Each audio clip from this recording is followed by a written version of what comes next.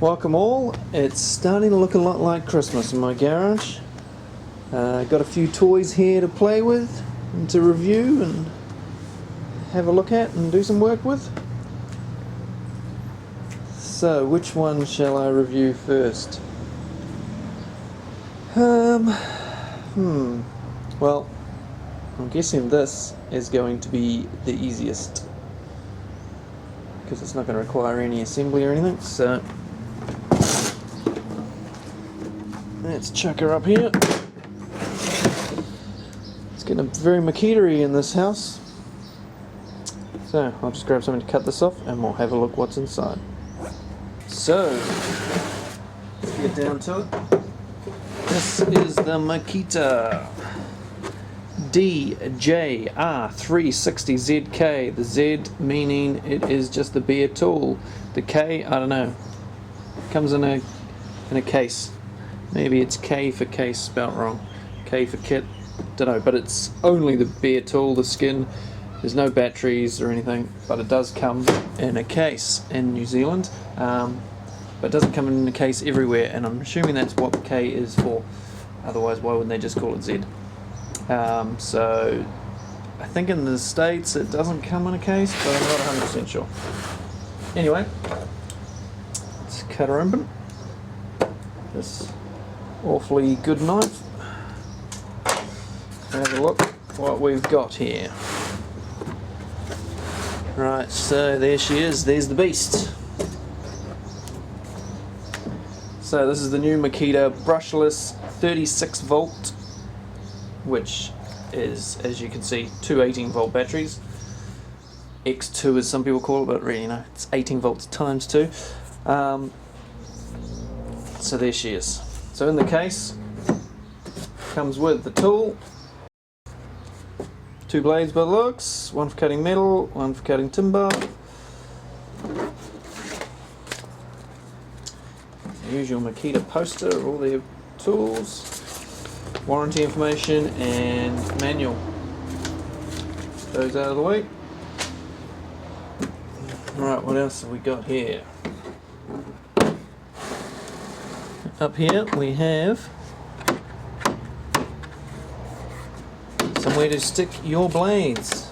Not the best looking thing, to be honest. They're gonna, you didn't have them in a pouch or anything, they're only gonna jam and slide and fall out the bottom and what have you. But I suppose that's better than nothing. Now I've noticed that the case is very long. You could probably still have a 12-inch blade in your tool, not have to take it out when you chuck it in the case, which is very handy, but does of course make for a very large case.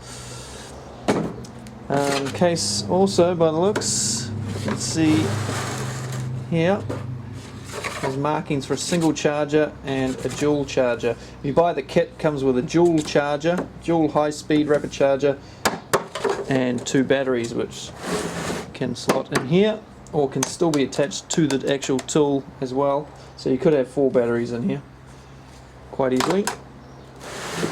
So it's a good case.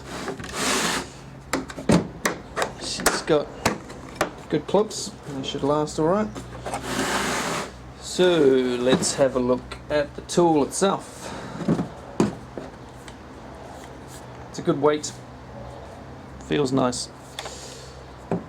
Okay, what Makita have done with this tool over their previous reciprocating saws, biggest changes are the way that the blade reciprocates. Instead of bashing backwards and forwards like most reciprocating saws do, inside the mechanism actually goes up and down to create the forward and backward motion somehow.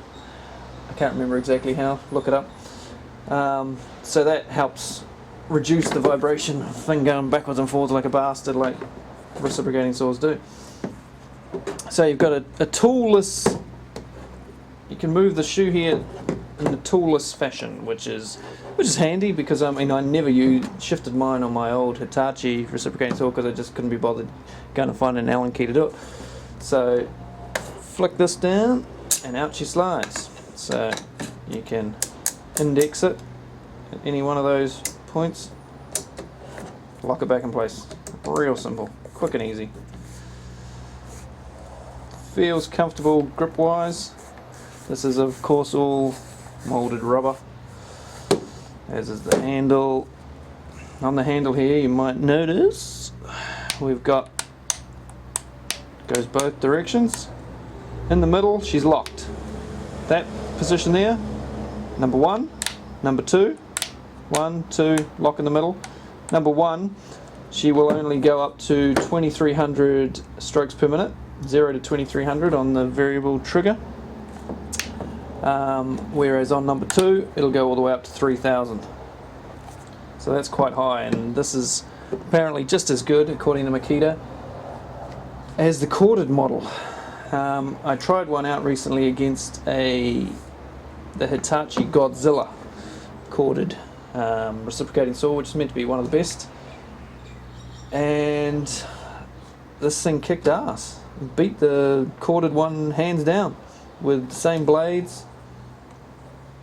Swapped everything around, tried it again. This thing won every time. I've also tried the 18 volt version. Makita released both the 36 and the 18 volt. Basically the same tool, but one takes 2 batteries. Most people seem to think that they're the same tool, and they don't give any extra power. When I tried them both together at a Makita trade show before they were released, I felt that this did have more power, but it may have just been the weight distribution was better with the batteries, but it seemed to go through a bit quicker to me. Some Makita websites say that it's 30% more power, but lots of people think there's no difference at all. So I don't know, but I got the bigger one anyway, just because it just felt nice to me with the weight and everything. So what other features does this tool have? She has a light in here. Should really chuck the batteries on so you can see that. But she has an LED light like most battery tools seem to have now, good ones. And it's got a, put the blades in, you don't have to touch a thing. Just poke her in, don't know whether you can see that, and bang, clicked in, done. So simple, locked in tight. Very easy, no tool, and it comes out nice and simple. We're done there.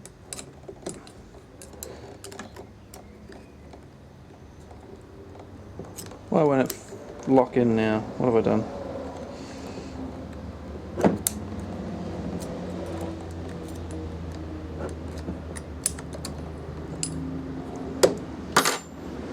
Huh.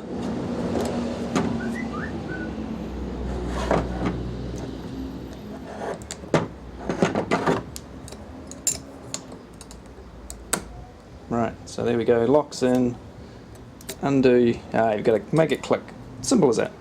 Just, you know, that's what happens when you just take it straight out of the box and play with it on camera and don't like look at the instructions or have a play with it first. Okay, so that's it, you just got to make sure it clicks into place. Nice and easy. Take that back out so I don't hurt myself. So as long as it's clicked down like that, it will click straight back in the next time. So she also comes with a rafter hook, or you could hang on branches, whatever you happen to be using it for. Hang it that way, or that way. 2 indexed points. Right, she of course has the star system, meaning that it's protected, overload, all that stuff, like all the Makita stuff these days. I notice it doesn't have any lights on it, so there's no battery indicator lights, I mean, so you won't know when your battery's wearing down, about to go flat or anything like that. Strange, I thought they would have put that on there, but it's not the end of the world. Tool is of course made in China, as are pretty much everything on the planet at the moment. Right, well, let's give her a test, give her a whirl. I don't have the Makita 18 volt brushless model to compare this to at the moment, and I don't have the old Makita 18 volt ones either. So the only thing I've got to compare it to today is my old Hitachi CR18DL 18 volt. So I've just chucked a charged up 3 amp battery on that. As you can see, They are pretty similar, almost identical in length. And weight wise, they're pretty similar as well. I haven't chucked the batteries on this one yet, of course, so I'll chuck some batteries on now. Now, 36 volts, two 18 volt batteries in series, 36 volts. Now I'm going to chuck on, because the Hitachi has a 3 amp battery, I'm going to chuck, I don't have two 3 amp batteries, I've only got one, but I'll chuck a 3 amp on here, and a 4 amp. Now, some of you might be thinking that makes 36 volts and 7 amps, but that's not the way it works. It'll only be a 3 amp in total, so basically this will run at 3 amps, 3 amp hour. It'll be the same as running a 3 amp hour battery rather than a 7 amp hour. If you put two 6s on here, you're not going to get 12 amps of grunt out of it. But of course, this should last twice as long, basically, as one battery. And I can't be bothered going into how it all works, but you can look that up on somewhere else if you want to know.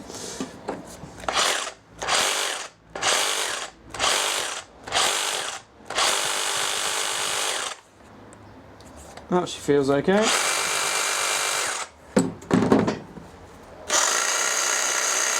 She sounds a lot quicker than this one. And this is vibrating more. This one only does 2100 strokes per minute and has been a little bit disappointing, to be honest. Right, let's give them a test. But first, if you want to know the specs, so she'll do up to 3000 RPM, like I said, on the second speed, 2300 on the first speed.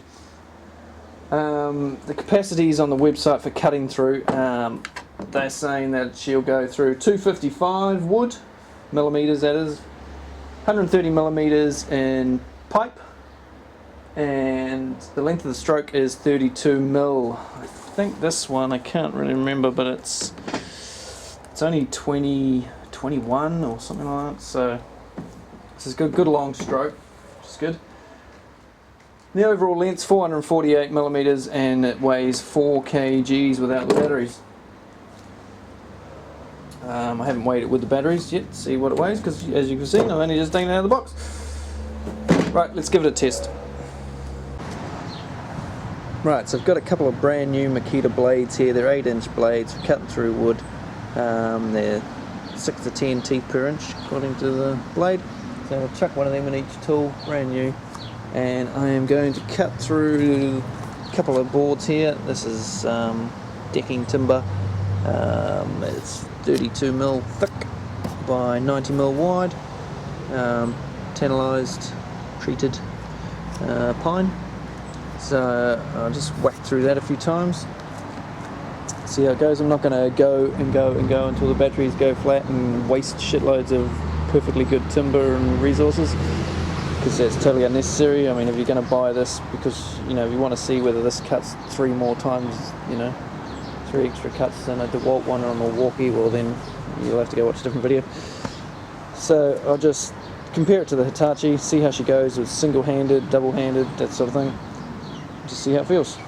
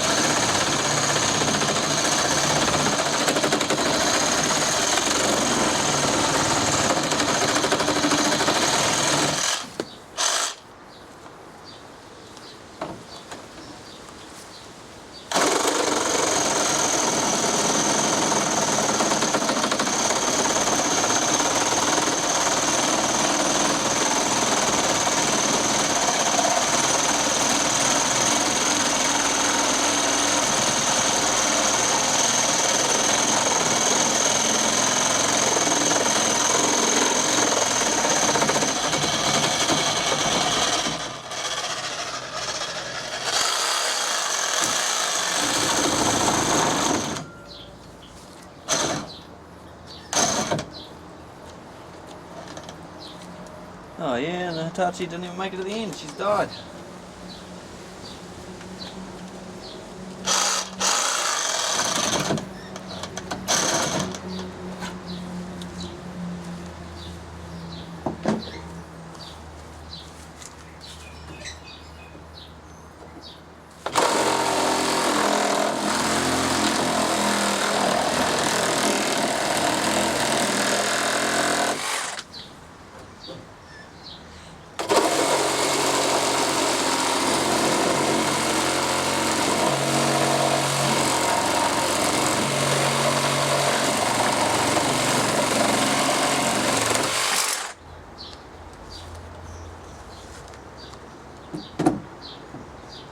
Well, that wasn't the greatest test, was it? Bloody Hitachi. Well, anyway, from using the Hitachi heaps of times, trust it to die right now. I know that the vibration was different, but the Makita was certainly had plenty of vibration still, but a finer vibration, much quicker vibration. And not quite so bashing around like the Hitachi one does, but still quite a lot of vibration. But it cut through so much easier, so much quicker than that Hitachi would have ever done. Take two.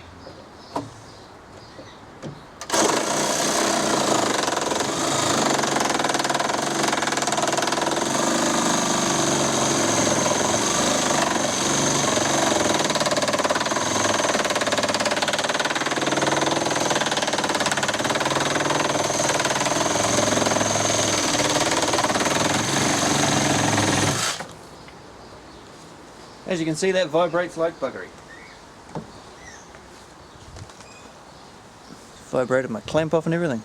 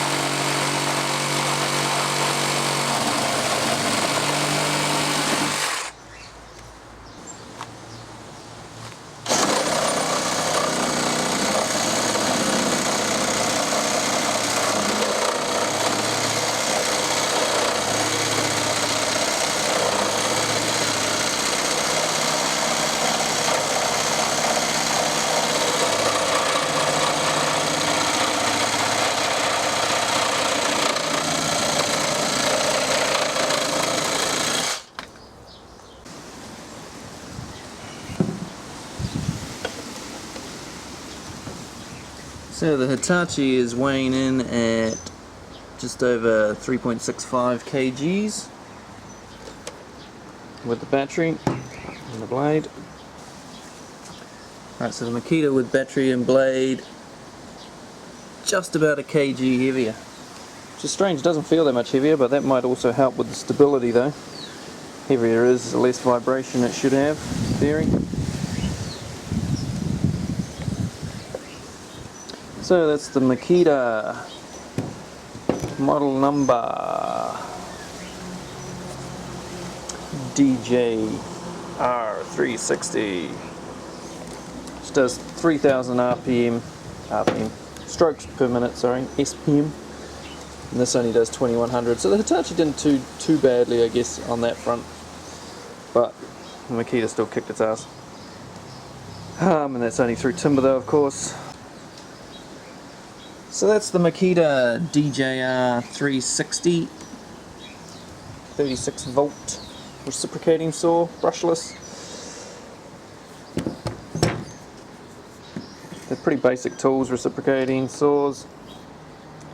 Hopefully she does everything I want. I haven't tried it with pipe and that sort of thing, steel or anything yet. but I'm sure she'll do pretty good. So thanks for watching, and I'll see you on the next video. I've got quite a few Makita tool reviews coming up in the next few days, so check out my listings, subscribe, have a look at the end here, there'll be some links to some other tool reviews, and I'll see you on the next one. Cheers.